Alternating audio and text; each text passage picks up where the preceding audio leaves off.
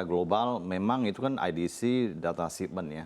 Shipment itu artinya bukan mencerminkan 100% adalah data daripada sales di market. Kalau dilihat tahun 2022 sebenarnya kita lihat bahwa market terbesar yang mengalami kontraksi itu ada di Cina. Karena Cina itu kan kontribusi terhadap market smartphone di dunia cukup besar kan.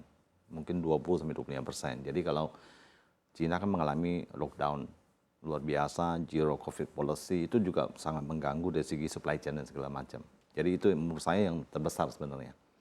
Nah, tapi nanti akan tunjukkan negara-negara yang mana yang sebenarnya yang kena yang banyak. Tapi kalau dilihat secara global ya itu yang mungkin saya pikir ada di Cina. Oke, berarti titik masalahnya adalah kebijakan zero COVID di China begitu ya. Berarti apakah memang ini juga merujuk pada permasalahan sebetulnya bukan pada demand-nya, tapi memang produksinya yang menyebabkan penjualan dari smartphone ini turun, Pak Hasan? Betul, jadi memang chipset juga waktu itu sempat isu ya, bahwa chipset sangat shortage, karena waktu itu tiba-tiba setelah COVID-nya ease dan market sudah membaik, semua produk yang ada hubungan dengan teknologi membutuhkan chipset. Even termasuk mobil ya, chipset. Sehingga itu mengakibatkan juga supply chipset sangat terganggu. Dan itu juga mengganggu juga dari segi produksinya. Dan kedua juga kita lihat bahwa supply chain kan, bahwa transportasi juga banyak terganggu karena tiba-tiba orang butuh kontainer lebih banyak. Pesawat juga waktu itu limited karena banyak orang pakai buat komersial dan segala macam. Jadi itu juga mengganggu dari segi supply chain. Jadi kalau secara demand saya yakin sih masih oke. Cuma karena mungkin produksi terganggu karena yang masalah-masalah tadi. Oke, baik. Untuk di Indonesia sendiri, karena tadi kan ada menyebut di China begitu ya, terkait volatilitas global yang mana juga terdampak pada pasar smartphone di China. Kalau di Indonesia sendiri seperti apa, Pak Hasan? Indonesia sendiri tahun 2002 menurut saya masih sangat bagus ya, sangat bergairah.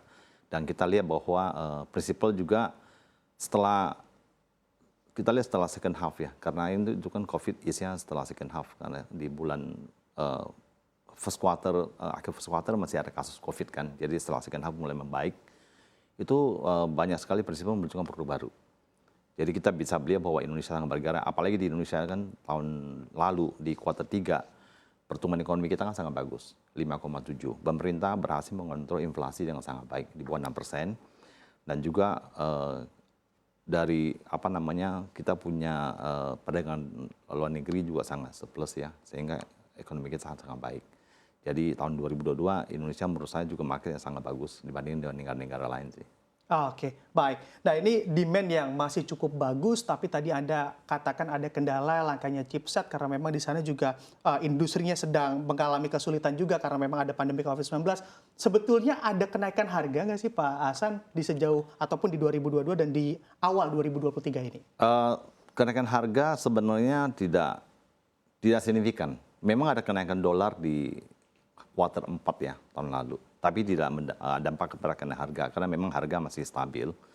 Tapi kita lihat memang segmen industri teknologi handphone ini shifting-nya itu consumer ingin membeli barang yang lebih spek lebih tinggi.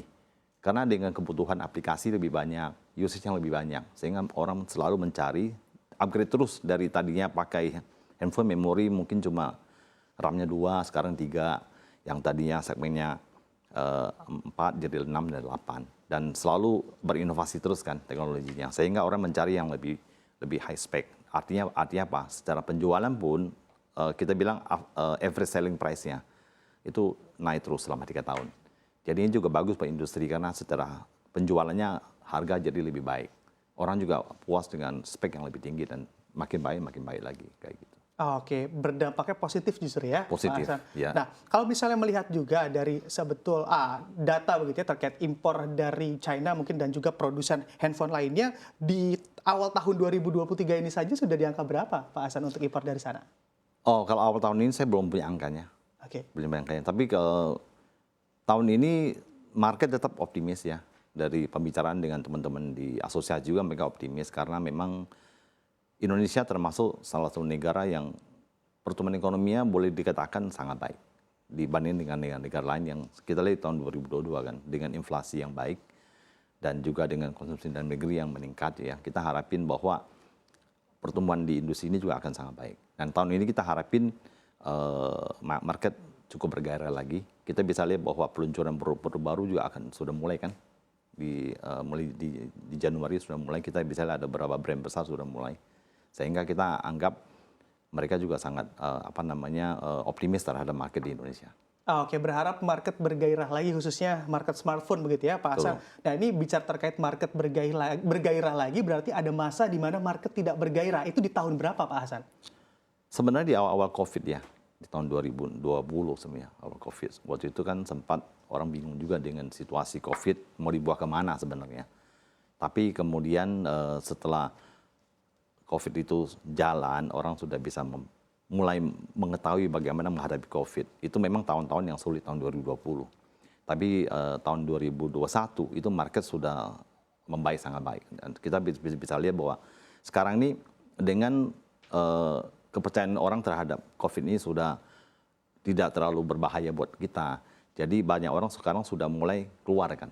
Jadi kita lihat market itu sekarang sudah exciting, mall penuh, dan semua orang juga ke offline.